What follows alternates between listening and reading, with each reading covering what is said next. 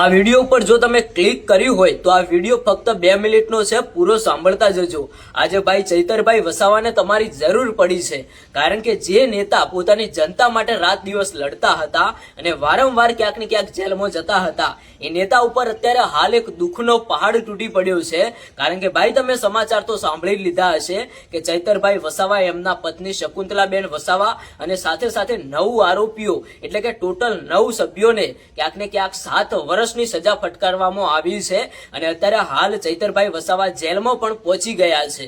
આજે ભાઈ ચૈતરભાઈ વસાવાને તમારી જરૂર છે, કારણ કે જે પણ ટાઈમે ચૈતરભાઈ વસાવાને પોતાની જનતાએ જે પણ સમયે બોલાવ્યા હતા, રાત હતો કે દિવસ હતો, એ સમયે ચૈતરભાઈ વસાવા ત્યાં હાજર થયા હતા અને પોતાની જનતાને ન્યાય અપાવ્યો હતો।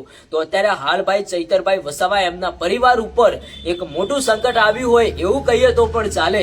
એક બાજુ ભાઈ ચૈતરભાઈ વસાવાને 2 પત્નીઓ છે, નાના નાના બાળકો છે, એમાંથી ભાઈ ચૈતરભાઈ વસાવા, શકુંતલાબેન વસાવા, આ બંને માણસોને ક્યાંક ને ક્યાંક 7 વર્ષની જેલ થઈ છે અને વર્ષાબેન વસાવા જે એમના બીજા પત્ની છે એ ઘરે છે અને નાના નાના બાળકો પણ છે। જે સમયે કોઈ પણ હક અને અધિકાર માટે લડત લડવાની હોય એ સમયે ચૈતરભાઈ વસાવા તરત જ હાજર થતા હતા અને આજે ભાઈ કંઈક એવા સમાચાર મળ્યા કે ચૈતરભાઈ વસાવાને 7 વર્ષની સજા ફટકારવામાં આવી છે કે ચૈતરભાઈ વસાવાએ ગુનો શું કર્યો। આજથી ભાઈ 2023 ની અંદર ચૈતરભાઈ વસાવાએ ફોરેસ્ટ અધિકારી સાથે ક્યાંક ને ક્યાંક બોલાચાલી થઈ હતી અને હવામાં ફાયરિંગ કર્યું એવો કંઈક ગુનો નોંધાયેલો હતો। એ વચ્ચે અત્યારે હાલ 2026 ની અંદર કોર્ટ દ્વારા સમાચાર આપવામાં આવે છે કે ચૈતરભાઈ વસાવા હવે તમને 7 વર્ષની જેલની સજા થઈ શકે છે અને અત્યારે હાલ જેલની સજા પણ થઈ ગઈ। ચૈતરભાઈ વસાવા જેલમાં પણ પહોંચી ગયા અને એક બીજો ઝટકો એ વાગ્યો કે ચૈતરભાઈ વસાવા હવે ડેડિયાપાડાના ધારાસભ્ય નથી રહ્યા, કારણ કે ભાઈ સરકારના નિયમ પ્રમાણે કોઈ પણ ધારાસભ્ય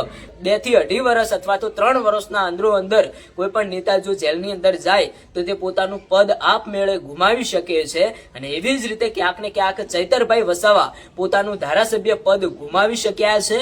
હવે જો ચૈતરભાઈ વસાવા 7 વર્ષ સુધી જેલમાં રહીને આવે અને જ્યારે એમને ફરીથી ચૂંટણી લડવી હોય તો જેલમાં રહીને આવ્યા પછી પણ 6 વર્ષ સુધી તે કોઈ પણ જાતના ચૂંટણી લડવા માટે ફોર્મ નથી ભરી શકતા, એવું પણ ક્યાંક ને ક્યાંક નિયમની અંદર લખાયેલું છે। તો હવે ભાઈ ચૈતરભાઈ વસાવા પોતાનું ધારાસભ્ય પદ પણ ગુમાવી શક્યા અને જો કદાચ એમને 7 વર્ષની સજા પૂરેપૂરી ભોગવીને આવે તો પણ તે 6 વર્ષ સુધી ચૂંટણી ન લડી શકે। ભાઈ તમે વિચાર કરો કે ચૈતરભાઈ વસાવા ઉપર અત્યારે હાલ કેવડું મોટું સંકટ આવી પહોંચ્યું છે। તમારું શું કહેવું થાય છે ચૈતરભાઈ વસાવા વિશે? 2 શબ્દો કોમેન્ટની અંદર જણાવતા જજો અને જેટલો બને એટલો સપોર્ટ ચૈતરભાઈ વસાવાને કરતા જજો અને તમે જણાવજો કે કોણ સાચું અને કોણ ખોટું। આ કોમેન્ટ બોક્સની અંદર જવાબ આપીને તમે કોમેન્ટ બોક્સ ભરી દેજો, કારણ કે આજે એક નેતા એટલે કે ચૈતરભાઈ વસાવાને સપોર્ટ કરવાનો દિવસ આવ્યો છે।